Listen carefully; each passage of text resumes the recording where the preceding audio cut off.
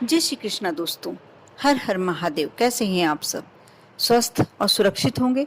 दोस्तों, आज मैं अपनी इस वीडियो में ऐसा महा उपाय बताने वाली हूँ, ऐसे बहुत ही अच्छे उपाय बताने वाली हूँ जिसे कर कर आप, यदि बहुत ज़्यादा कर्ज आप पर चढ़ गया है, धन की बहुत ज़्यादा कमी से आप बहुत ज़्यादा परेशान हैं, तो इस उपाय को कर कर, और यह उपाय घर के पुरुष करें ना करें, घर की महिलाएं आराम से कर सकती हैं।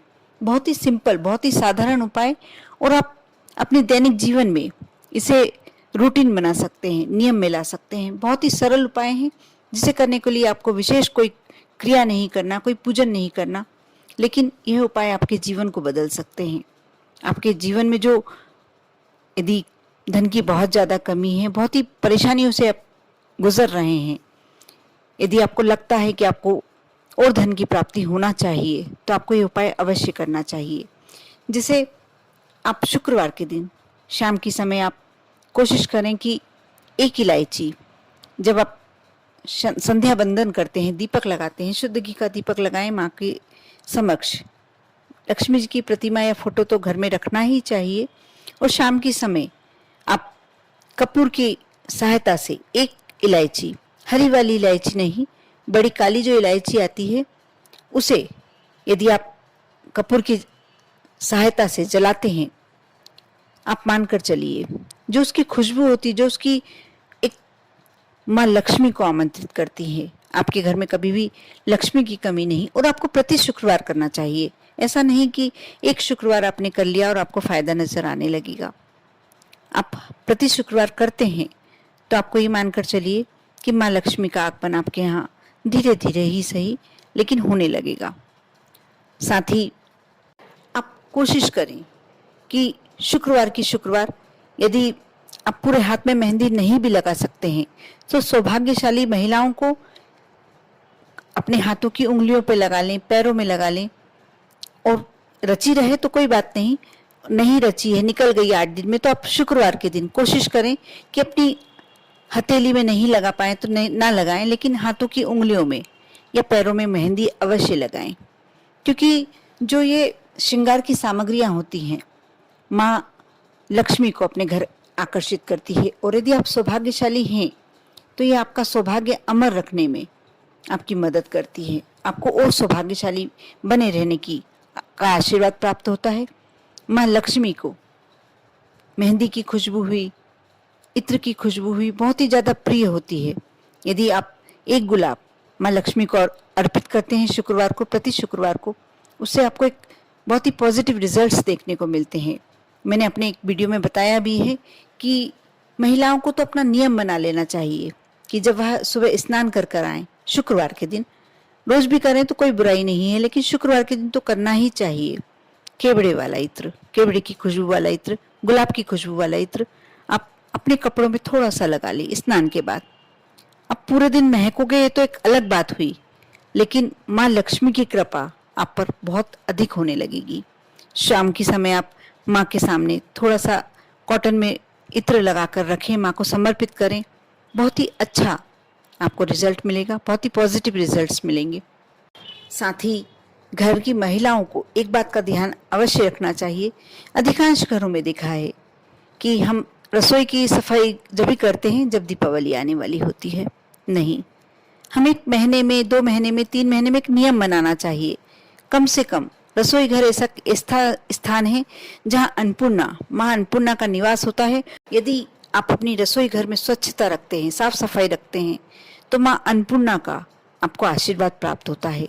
आपके घर में बरकत बनी रहती है, माँ लक्ष्मी का आशीर्वाद प्राप्त होता है। कोशिश करें जिस दिन आपको टाइम मिले, यदि आप नौकरी पेशा भी हैं, आप बाहर भी कार्य करती हैं, जॉब भी करती हैं, तो हो सकता है आपको पर्याप्त टाइम नहीं मिल पाता हो, लेकिन आप कम से कम पूरे घर का विशेष ध्यान ना दे पाती हूँ, कोई बात नहीं, रसोई घर को इतना स्वच्छ तो रखना ही चाहिए कि कम से कम आपके ऊपर माँ अन्नपूर्णा का पूरा पूरा आशीर्वाद प्राप्त हो। आप एक और कार्य कर सकती हैं कि रात्रि में अपने घर में जो आपका परिंदे वाला स्थान, कई लोगों ने मेरे से इस बात पे प्रश्न किया है कि परिंदा क्या होता है, आप बताएं। परिंदा में वैसे पहले के वीडियो में बहुत अच्छे से बता चुकी हूँ, समझा चुकी हूँ, लेकिन फिर भी यदि आपने वो वीडियो नहीं देखा है, कोई बात नहीं। परिंदा यानी जहाँ आप अपने घर में प्लेटफॉर्म पर, अपने घर के किचन में प्लेटफॉर्म पर जहाँ पानी भर कर रखते हैं, पीने का पानी, अपना आपने ध्यान दिया होगा और आप भी रखते ही होंगे कि जो भी पानी का एक हंडा रखते हो या मटका रखते हो, एक स्थान प्लेटफॉर्म के पास रखते हैं या एक अलग जगह बनी होती है विशेष करके। वह स्थान आपके पितरों का स्थान होता है, आपके कुल देवता का स्थान होता है। वहाँ 33 कोटि देवी देवता वास करते हैं और कई घरों में शाम के समय दीपक लगाया जाता है उस स्थान पर। सुबह के समय भी दीपक कहीं सुबह लगाते हैं, कहीं शाम को लगाते हैं, लगाना भी चाहिए। बहुत ही शुद्ध और बहुत ही पवित्र स्थान होता है वहाँ का। आप एक यदि कलश भरकर शिव भोलेनाथ को चढ़ाते हैं, जल समर्पित करते हैं, आपके घर की कोई भी संकट, कोई भी कष्ट आपके घर में नहीं रहते।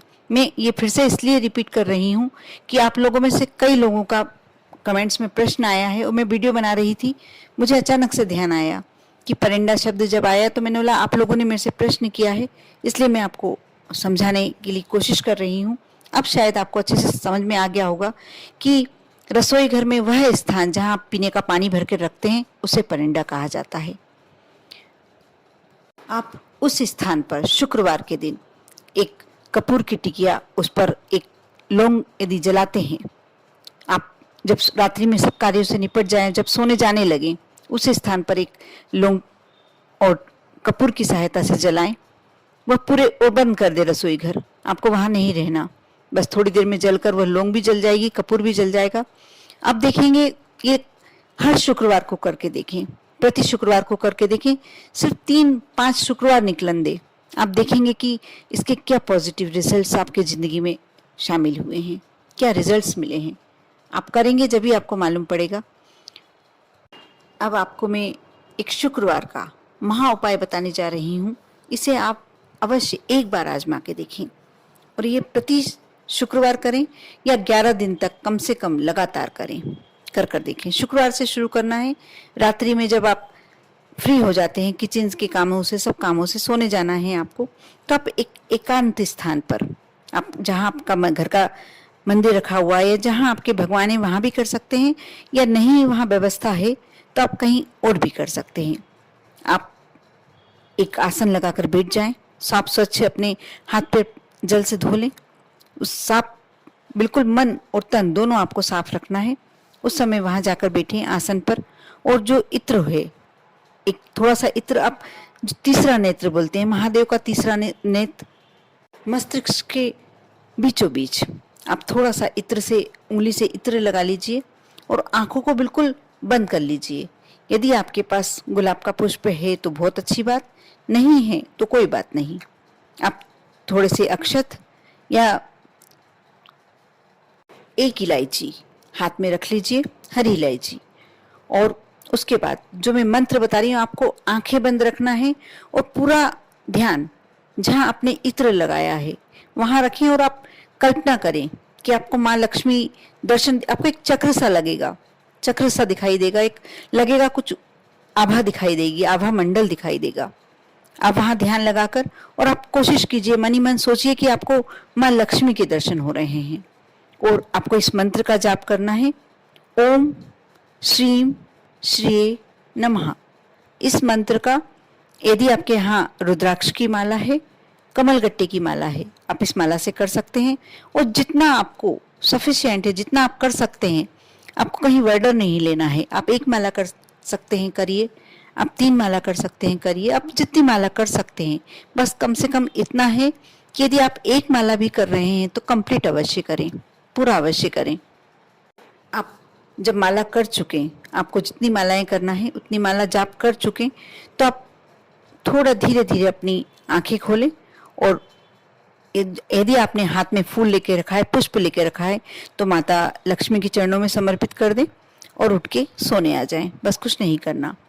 यदि इस समय आपको एक और कार्य बताती हूँ कि आप मिठाई, कोई भी मिष्ठान, जो भले ही आपने घर में ही खीर बना ली, कोई भी दूध का मिष्ठान चाहिए, एक बर्फी हो, कोई भी मिठाई हो, सफेद रंग की मिठाई, माँ लक्ष्मी के चरणों में समर्पित कीजिए।